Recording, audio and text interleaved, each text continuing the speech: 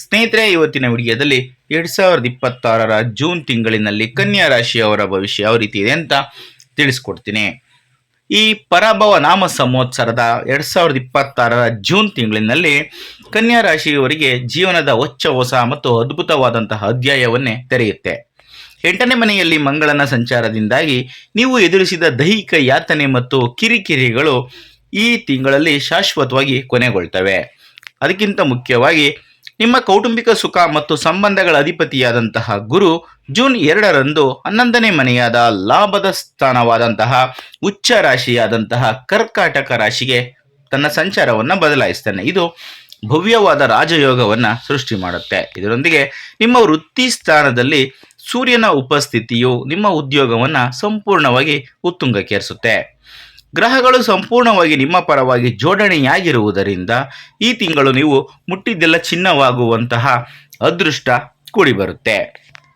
ಸ್ನೇಹಿತರೆ, ಈ ವಿಡಿಯೋದಲ್ಲಿ ನಾನು ಕನ್ಯಾ ರಾಶಿಯವರಿಗೆ ವೃತ್ತಿ, ಉದ್ಯೋಗ, ವ್ಯಾಪಾರ, ಶಿಕ್ಷಣ, ಹಾಗೆ ಆರೋಗ್ಯ ಮತ್ತು ಕುಟುಂಬ ಸಂಬಂಧಗಳು ಎಲ್ಲದರ ಬಗ್ಗೆ ಕೂಡ ಸಂಪೂರ್ಣವಾಗಿ ತಿಳಿಸ್ಕೊಡ್ತೀನಿ. ಹಾಗಾಗಿ ಈ ವಿಡಿಯೋನ ಎಲ್ಲೂ ಸ್ಕಿಪ್ ಮಾಡದೆ ಕೊನೆವರೆಗೂ ನೋಡಿ. ಹಾಗೆ ನೀವೇನಾದರೂ ಇನ್ನೂ ನಮ್ಮ ಚಾನಲ್ಗೆ ಹೊಸಬರಾಗಿದ್ದರೆ ದಯವಿಟ್ಟು ಈ ಕೂಡಲೇ ಸಬ್ಸ್ಕ್ರೈಬ್ ಮಾಡ್ಕೊಳ್ಳಿ. ಈಗ ವೃತ್ತಿ ಮತ್ತು ಉದ್ಯೋಗದ ಬಗ್ಗೆ ನೋಡೋಣ. ಕನ್ಯಾ ರಾಶಿಯವರಿಗೆ ಈ ಜೂನ್ ತಿಂಗಳು ವೃತ್ತಿ ಕ್ಷೇತ್ರದಲ್ಲಿ ಅಸಾಧಾರಣವಾದಂತಹ ಮೈಲುಗಲ್ಲನ್ನೇ ಸೂಚನೆ ಕೊಡ್ತಾ ಇದೆ. ನಿಮ್ಮ ರಾಶಿ ಮತ್ತು ಕರ್ಮದ ಅಧಿಪತಿಯಾದಂತಹ ಬುಧನು ಜೂನ್ 22ರವರೆಗೆ 10ನೇ ಮನೆಯಾದ ವೃತ್ತಿ ಸ್ಥಾನದಲ್ಲಿ ತನ್ನದೇ ಆದ ರಾಶಿಯಲ್ಲಿ ಪ್ರಬಲ ಶಕ್ತಿಯನ್ನು ಕಾಯ್ದುಕೊತಾನೆ. ಈ ಅದ್ಭುತ ಗ್ರಹಗತಿಗೆ ಪೂರಕವಾಗಿ ಜೂನ್ 15ರಂದು ಸೂರ್ಯನು ಕೂಡ ನಿಮ್ಮ 10ನೇ ಮನೆಗೆ ಪ್ರವೇಶವನ್ನು ಮಾಡ್ತಾನೆ. ಇದು ನಿಮ್ಮ ವೃತ್ತಿ ಜೀವನವನ್ನು ರಾಕೆಟ್ನ ವೇಗದಲ್ಲಿ ಮುಂದಕ್ಕೆ ಕೊಂಡೊಯ್ಯುತ್ತೆ.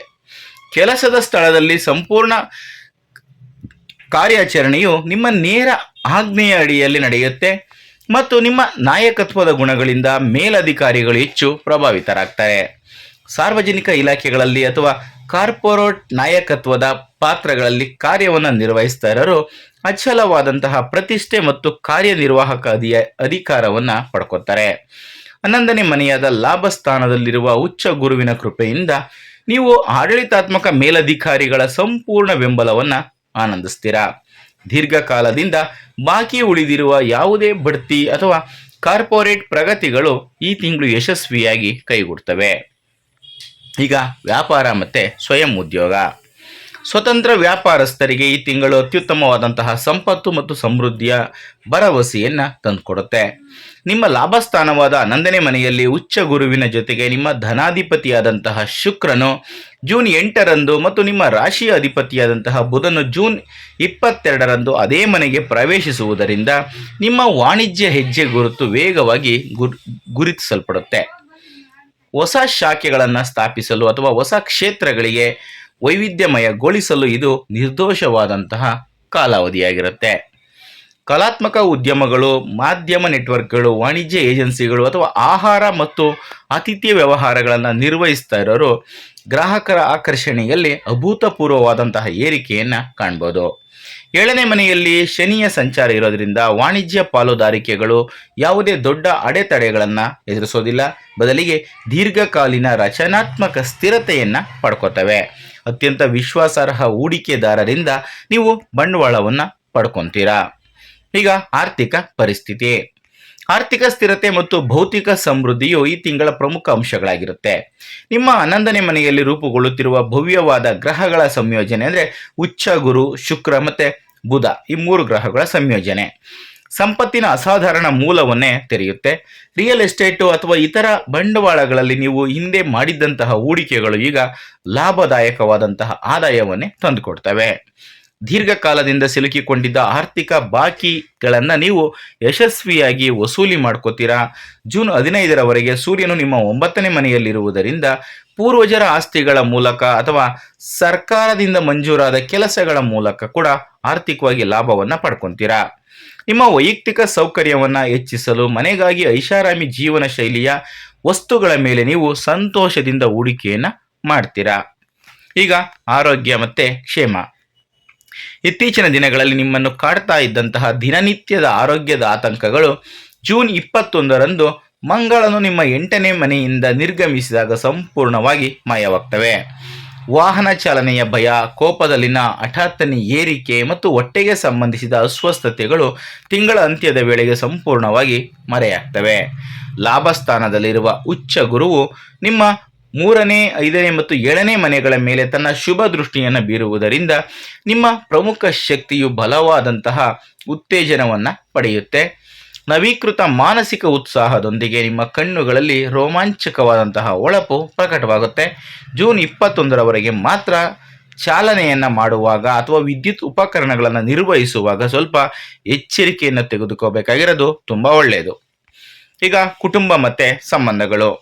ಕೌಟುಂಬಿಕ ಜೀವನವು ಒಂದು ದೊಡ್ಡ ಹಬ್ಬದಂತೆ ಕಾಣುವುದು ಖಚಿತ. ನಿಮ್ಮ 11ನೇ ಮನೆಯಲ್ಲಿ ಉಚ್ಚ ಗುರು ಮತ್ತು ಶುಕ್ರನ ಆಹ್ಲಾದಕರ ಸಂಯೋಜನೆಯು ನಿಮ್ಮ ಮನೆಯಲ್ಲಿ ಮಂಗಳಕರ ಮತ್ತು ಸಂತೋಷದಾಯಕ ಸಮಾರಂಭವೊಂದು ನಡೆಯುವಂತೆ ಮಾಡುತ್ತೆ.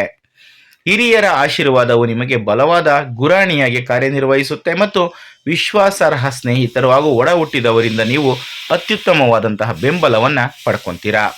ನಿಮ್ಮ 7ನೇ ಮನೆಯಲ್ಲಿ ಶನಿಯ ಸಂಚಾರವಿದ್ದರೂ ಕೂಡ ವಿವಾಹ ಸಂಬಂಧಗಳನ್ನು ಹುಡುಕ್ತಾ ಇರೋರು 11ನೇ ಮನೆಯಲ್ಲಿರುವ ಗುರು ಮತ್ತು ಶುಕ್ರರ ಸಂಯೋಜಿತ ಕೃಪೆಯಿಂದಾಗಿ ಈ ತಿಂಗಳು ಅದ್ಭುತವಾದಂತಹ ಸಂಬಂಧಗಳನ್ನು ಅಂತಿಮಗೊಳಿಸ್ಕೊಳ್ಬೋದು. ಸಂಗಾತಿಯೊಂದಿಗಿನ ಸಣ್ಣ ಪುಟ್ಟ ತಪ್ಪು ಗ್ರಹಿಕೆಗಳು ನಿವಾರಣೆಯಾಗ್ತವೆ. ನಿಮ್ಮ ವೈಯಕ್ತಿಕ ಬಾಂಧವ್ಯ ಗಮನಾರ್ಹವಾಗಿ ಬಲಗೊಳ್ಳುತ್ತೆ. ಈಗ ಶಿಕ್ಷಣ ಮತ್ತು ವಿದ್ಯಾರ್ಥಿಗಳ ಜೀವನ. ನಿಮ್ಮ ರಾಶಿ ಮತ್ತು ವಿದ್ಯಾಧಿಪತಿಯಾದಂತಹ ಬುಧನು 10ನೇ ಮನೆಯಲ್ಲಿ ಪ್ರಬಲವಾಗಿ ನೆಲೆಸಿರುವುದು ಲಾಭಸ್ಥಾನದಲ್ಲಿರುವ ಉಚ್ಚ ಗುರುವಿನೊಂದಿಗೆ ಸೇರಿಕೊಂಡು ವಿದ್ಯಾರ್ಥಿಗಳಿಗೆ ಅದ್ಭುತವಾದಂತಹ ಘಟ್ಟವನ್ನೇ ನೀಡುತ್ತೆ. ವಿಶೇಷ ಸಂಯೋಜನೆ, ಮಾಹಿತಿ ತಂತ್ರಜ್ಞಾನ ಮತ್ತು ಫೈನಾನ್ಷಿಯಲ್ ಅನಾಲಿಟಿಕ್ಸ್ನಲ್ಲಿ ತೊಡಗಿರುವ ವಿದ್ವಾಂಸರು ರಾಷ್ಟ್ರೀಯ ಮತ್ತು ಅಂತಾರಾಷ್ಟ್ರೀಯ ಮನ್ನಣೆಯನ್ನು ಪಡ್ಕೋತಾರೆ. ವಿಶ್ವವಿದ್ಯಾಲಯದ ಪ್ರವೇಶಕ್ಕಾಗಿ ಕಾಯ್ತಾ ಇರೋರು ಪ್ರತಿಷ್ಠಿತ ಸಂಸ್ಥೆಗಳಲ್ಲಿ ಯಶಸ್ವಿಯಾಗಿ ಸೀಟುಗಳನ್ನು ಕೂಡ ಪಡ್ಕೋಬೋದು. ಸ್ನೇಹಿತರೆ, ಈಗ ಕೆಲವೊಂದಷ್ಟು ಸರಳ ಪರಿಹಾರಗಳನ್ನು ತಿಳಿಸ್ಕೊಡ್ತೀನಿ. ನಿಮ್ಮ ಲಾಭಸ್ಥಾನದಲ್ಲಿರುವ ಉಚ್ಚ ಗುರುವಿನಿಂದ ಉಂಟಾಗುವ ಭವ್ಯವಾದ ರಾಜಯೋಗವನ್ನು ಸಂಪೂರ್ಣವಾಗಿ ನಿಮ್ದಾಗಿಸ್ಕೋಬೇಕು ಅಂದರೆ ಮತ್ತು ಜೂನ್ 21ರವರೆಗೆ 8ನೇ ಮನೆಯ ಮಂಗಳನನ್ನು ಶಾಂತಗೊಳಿಸಬೇಕು ಅಂದರೆ ನೀವು ಈ ಪರಿಹಾರಗಳನ್ನು ಪ್ರಯೋಗ ಮಾಡ್ಬೋದು. ಅದರಿಂದ ಪ್ರಯೋಜನಗಳು ಕೂಡ ಪಡ್ಕೋಬೋದು. ಮೊದಲಿಗೆ ಮಂಗಳನ ಶಾಂತಿ, ಕುಜ ಶಾಂತಿ. ಮಂಗಳ ಅಥವಾ ಕುಜ ಎರಡೂ ಒಂದೇ.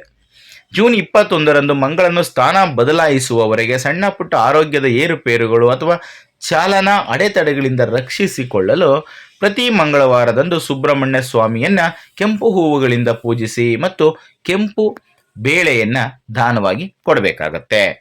2ನೇದಾಗಿ ಗುರುವಿನ ಆರಾಧನೆ. ಉಚ್ಚ ಗುರುವಿನ ಅದ್ಭುತ ಅದೃಷ್ಟವನ್ನು ನಿಮ್ಮ ಜೀವನದಲ್ಲಿ ಶಾಶ್ವತವಾಗಿ ಭದ್ರಪಡಿಸಿಕೊಳ್ಳಲು ಪ್ರತಿ ಗುರುವಾರದಂದು ಹಳದಿ ಉಡುಪುಗಳನ್ನು ಧರಿಸಿ ಮತ್ತು ದತ್ತಾತ್ರೇಯ ಅಥವಾ ಶ್ರೀ ದಕ್ಷಿಣಾಮೂರ್ತಿ ದೇವಸ್ಥಾನಕ್ಕೆ ಭೇಟಿ ನೀಡಿ ದರ್ಶನ ಮಾಡಿಕೊಂಬರೋದು ತುಂಬ ಒಳ್ಳೆಯದು. 3ನೇದಾಗಿ ವಿಷ್ಣು ಸಹಸ್ರನಾಮ. ನಿಮ್ಮ ರಾಶಿಯ ಅಧಿಪತಿಯಾದಂತಹ ಬುಧನ ಶಕ್ತಿಯನ್ನು ಹೆಚ್ಚಿಸಲು ಮತ್ತು ನಿಮ್ಮ ವೃತ್ತಿ ಜೀವನದ ಉತ್ತುಂಗಕ್ಕೆ ನೀವು ಏರಬೇಕು ಅಂದರೆ ಪ್ರತಿ ಬುಧವಾರದಂದು ನಿಯಮಿತವಾಗಿ ವಿಷ್ಣು ಸಹಸ್ರನಾಮ ಸ್ತೋತ್ರವನ್ನು ಪಠಿಸಬೇಕಾಗುತ್ತೆ. ಸ್ನೇಹಿತರೆ, ಇದಿಷ್ಟು ಇವತ್ತಿನ ವಿಡಿಯೋದಲ್ಲಿನ ಮಾಹಿತಿ. ಮುಂದಿನ ವಿಡಿಯೋದಲ್ಲಿ ಮತ್ತೆ ಸಿಗ್ತೀನಿ. ಎಲ್ರಿಗೂ ಕೂಡ ಒಳ್ಳೆಯದಾಗಲಿ. ಧನ್ಯವಾದಗಳು.